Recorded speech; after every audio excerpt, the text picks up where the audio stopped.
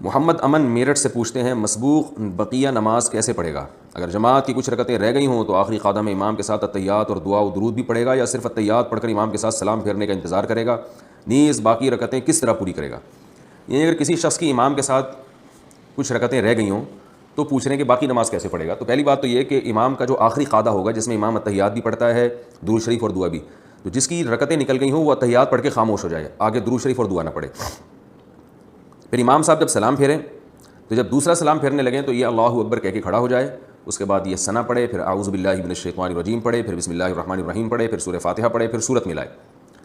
پھر اگر یہ رکعت تھی 4 رکعتوں والی نماز، اور یہ نماز جو امام کے ساتھ اس نے پڑھی ہے 4 رکعتوں والی نماز ہے، اور اس کی 1 رکعت رہ گئی ہے، تو یہ سمپل رکوع کرے گا، رکوع کے بعد قومہ میں جائے گا، پھر 2 سجدے کرے گا اور اتحیات پڑھے گا، اتحیات کے بعد دوسری دعا پڑھ کے دونوں طرف سلام پھیر لے گا اور نماز ختم ہو گئی اس کی۔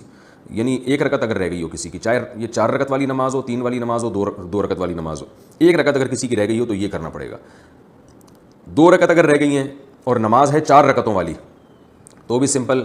جب امام سلام پھیرے گا یہ کھڑا ہو کے ثنا پڑے گا، اعوذ باللہ بسم اللہ کر کے سورہ فاتحہ کے بعد سورت ملائی، پھر رکوع سجدہ کرنے کے بعد دوبارہ کھڑا ہو جائے سیدھا، پھر سورہ فاتحہ پڑھے، بسم اللہ الرحمن الرحیم پڑھے، پھر سورہ فاتحہ پڑھے، پھر بسم اللہ پڑھ کے سورت ملائے، پھر رکوع کرے اور آخر میں اتحیات درود شریف دعا پڑھ کے سلام پھیر لے۔ یہ اس کی حالت بتا رہا ہوں جو 2 رکعتیں رہ گئی ہوں کسی کی۔ اور اگر کسی کی 3 رکعتیں رہ گئی ہوں تو پھر یہاں تھوڑا سا ٹیکنیکل، عام لوگوں کو پتہ نہیں ہے تو اس میں تھوڑا سا لوگ الجھ جاتے ہیں، اس کو خوب اچھی طرح سمجھیں کہ اگر کسی کی امام کے پیچھے 3 رکعتیں رہ گئی ہوں تو یاد رکھیں امام نے یا تو 3 فرض پڑھے ہوں گے یا 4 فرض۔ ظاہر ہے فجر کی نماز میں تو 3 رکعتیں نہیں رہ سکتی نا، تو مغرب کی نماز میں رہ سکتی ہیں یا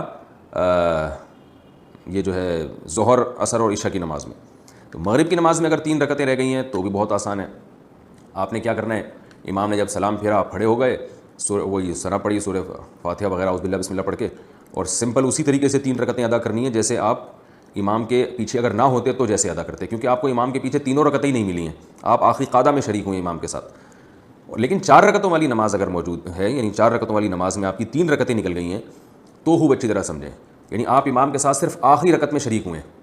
تو اب آپ نے یہ کرنا ہے کہ امام نے جیسے ہی سلام پھیرا آپ کھڑے ہو گئے، آپ نے ثنا پڑھی، اعوذ باللہ بسم اللہ پڑھ کے سورہ فاتحہ پڑھی، سورہ فاتحہ کے بعد سورت ملائی، پھر رکوع کیا، پھر قومہ کیا، پھر 2 سجدے کیے۔